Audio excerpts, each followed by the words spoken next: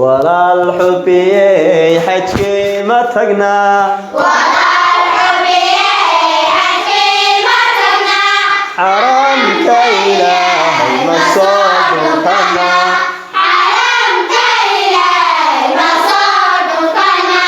xabaasha rasuulka ma soo aragnaa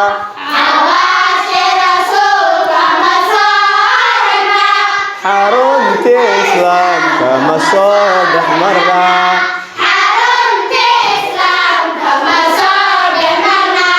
wixii xaqiya lama soo akrinaa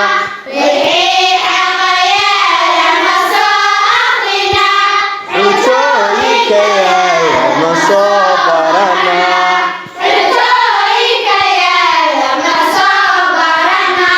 walaal xubiyey xajkii ma tagnaa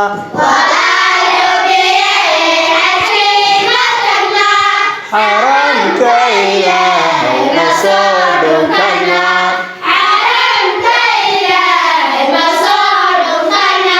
xabaashi rasuulka ma soo aragnaa